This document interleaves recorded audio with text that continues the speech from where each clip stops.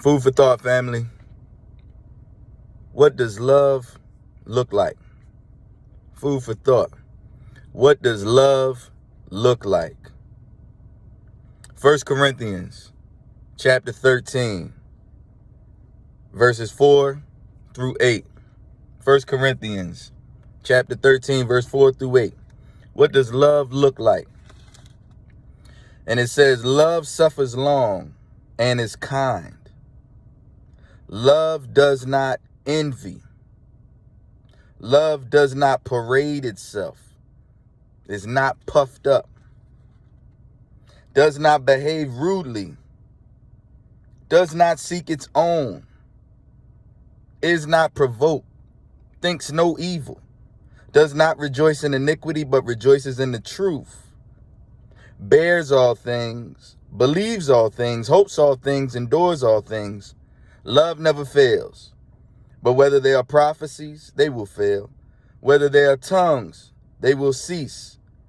Whether there is knowledge, it will vanish away.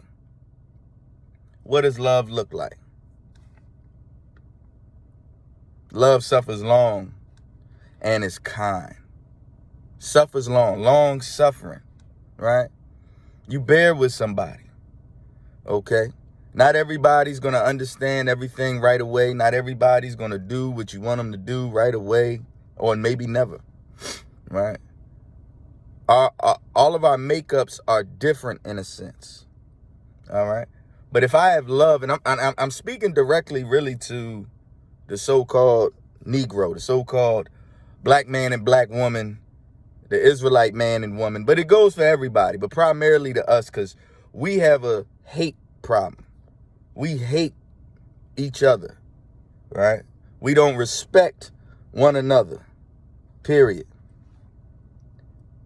And in turn, it's self-hate, so you really hate you. In turn, you don't respect someone who looks just like you because you don't respect you. What does love look like? Love suffers long and is kind, right? Does not envy. That jealousy got to go. That jealousy on two sides.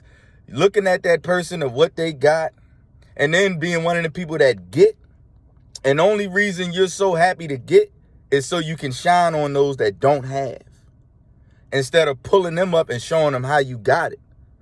Or if you're on the opposite end, being happy that that person is doing well, right? Love don't envy. Love does not parade itself. It's not puffed up. It's not always talking about me, I did. Because the last time I checked, not one person could control whether or not their heart could stop or start. You do not control the breath that is in your body, right? You do not control whether or not there's going to be an earthquake in your neighborhood or tornado in your neighborhood. You do not control whether the sun rises or the sun sets. Okay? So this whole pride thing, this puffed up thing, it got to go. Love don't look like that. All right? Always trying to big yourself up. This narcissistic type of society we've been developed in. Love don't look like that. Love does not behave rudely. Love does not behave rudely. In this culture now, being rude has been termed being real. Well, I just got to keep it real. I don't bite my tongue for nobody. Love is not rude. Love is not rude. Right? You get a long way saying, excuse me. I apologize. My bad. Thank you. Okay? Love does not seek its own. Love ain't selfish. Love ain't always me, mine. How am I going to get? When the last time you done this for me? When you going to do that for me? The only reason I'm trying to even help you is so I can get something in return. Love don't look like that. Love isn't self-seeking. It's always seeking to help someone else. That's what love look like. Can you imagine if all the people in your neighborhood, the people in your family were so focused on just helping somebody else instead of always being focused on themselves? We could build, right? It's time to stop blaming everybody else, right? Yes. Systemic racism, yes. Right? Are things going on? We battling with principalities in high places? Yes. But the biggest enemy we got is us. Is us. All right? It's us. Love does not behave rudely. It does not seek its own. It is not provoked. Thinks no evil. You ever think about that? You ever go through your day and try your best not to think wicked? I know that sounds crazy.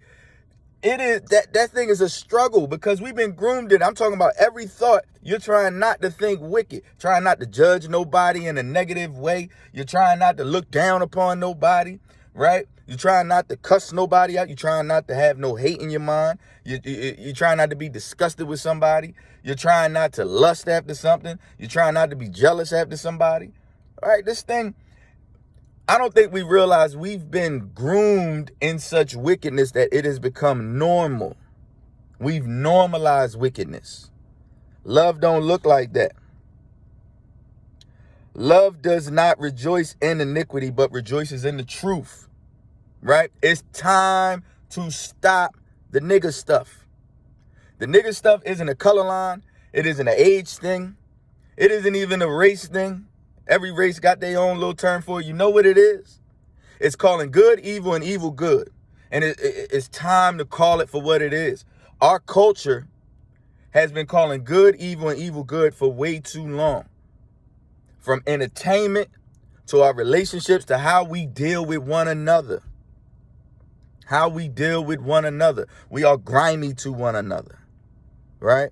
We disrespect one another on a level I've never seen. Right?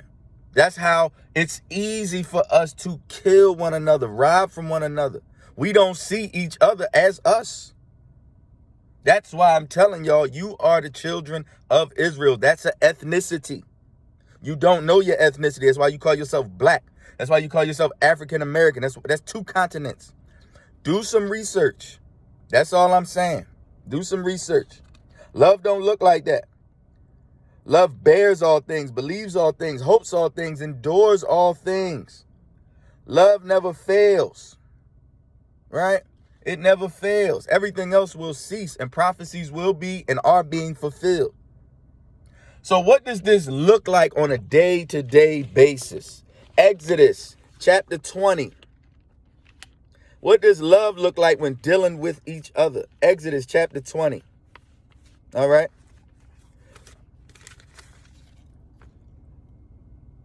Starting at verse 12. It says, honor your father and your mother, that your days may be long upon the land which the Lord your God is giving you.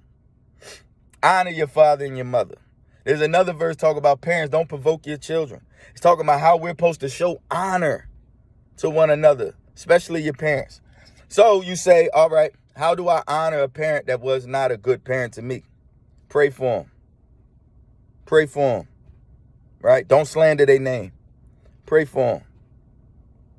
All right? That's how you honor your mother and your father. All right? Love your children. Don't curse your children. It's the difference between cussing and cursing. Right? Cussing is using foul language. Cursing is saying, oh, you ain't going to be like, you never going to be like nothing. You're going to be just like your mom. You're going to be just like your dad. Right? That's cursing. That ain't love. Verse 13 says, you shall not murder. And Yeshua said, the Messiah says, if you have hate in your heart for your brother, you've already murdered. All right. So it ain't enough that you saying, well, I ain't pick up no pistol. Yeah, but you hate that guy. Right? You hate that woman. Lady, you hate that brother. Why? All this, you don't need a man type stuff. No, we need you sisters, but you sisters need us. And it's time to put that to bed. All right. This is what love look like. You shall not commit adultery. Right? Man, you married. Stop sleeping with that chick. Lady, you married. Stop sleeping with that dude. All right? Like, we have become so perverted and wicked. We groomed in it. This is one of the reasons our relationships are so jacked up. We can't function. Right? Look at us. How is it that years ago, under more oppression, our family structures was tighter? right? It wasn't accepted for us to just be sleeping around with each other, right? The wickedness has become normal. The nigga stuff. Good, evil, and we call evil good. That ain't what love look like. You shall not steal. That's self-explanatory, right? You shall not steal, but it goes deeper than stealing goods, right? Don't steal somebody's emotions. All right?